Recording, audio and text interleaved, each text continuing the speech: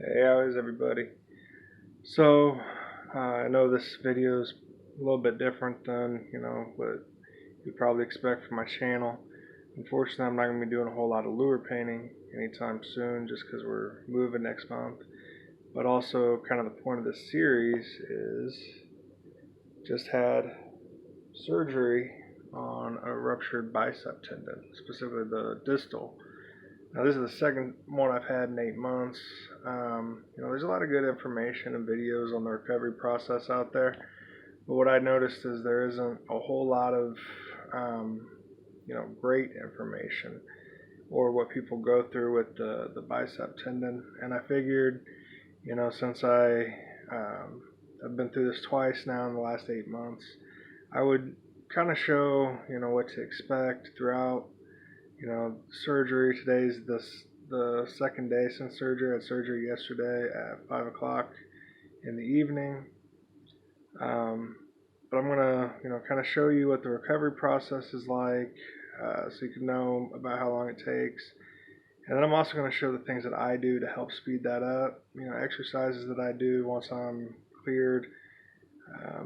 Also my diet and nutrition and supplements, things like that really help the body promote healing and things like that. I am planning on competing in 2 triathlons this summer. The first one is in July, so this is the end of January. So about 6 months from now, which is right around the timeline of being cleared by the doctor for everything. So the downside to that obviously is training. I'm not going to be able to train swimming at all, probably until a month before the race. The road bike, I won't be able to train on the road, but I can still do, stationary bike, elliptical, stairs. I can lift weights with my legs, do leg training, balance, function training, the treadmill, things like that to keep my overall fitness up. And also, get in cardiovascular shape for these races. And I told my doctor about it. It's the same surgeon that did my last one. With my last bicep, I was training 5Ks, doing, wooded runs and stuff like that a month after surgery. This time it's my right arm, which is my dominant arm, so I'm hoping it's a little bit faster just because, number one, it's my dominant arm, so it should be stronger. But also, my last one was last May, so we were kind of in the thick of COVID and everything. So my nutrition was not good, couldn't leave the house, so I was kind of eating whatever.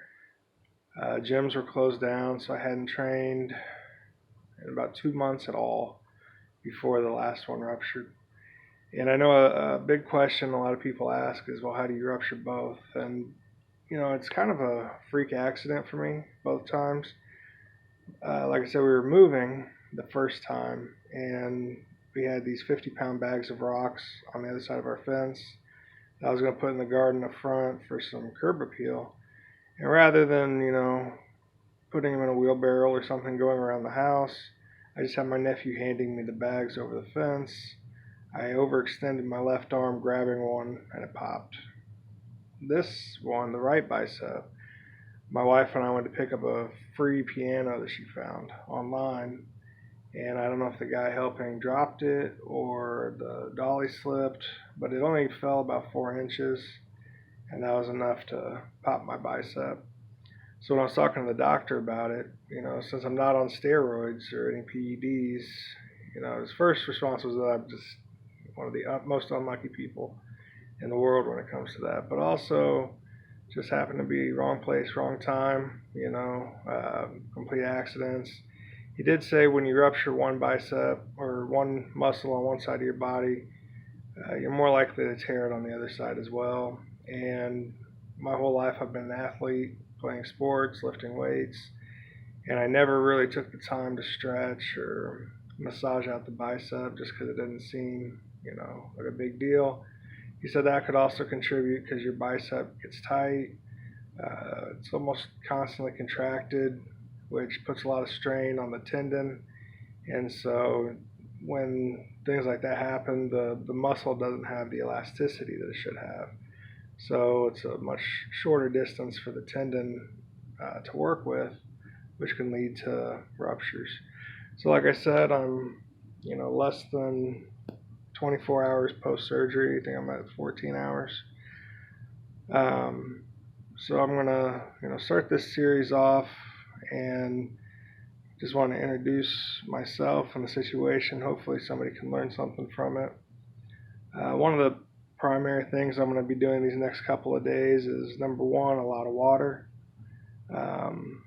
Walking around the house and stuff, trying to get up and move. And then potentially start going to the gym later this week.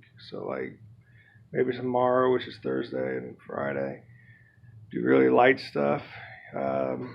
This whole brace, well, not the brace, but the cast can't get wet. So I won't be doing a whole lot of hard activity that brings on sweat, but I can, walk and use the bike and things like that. So that's kind of where we're at. And, hopefully guys hang around and if you're going through this, get some good information for recovery and what to expect. All right. Have a good one. I'll see you guys in the next one.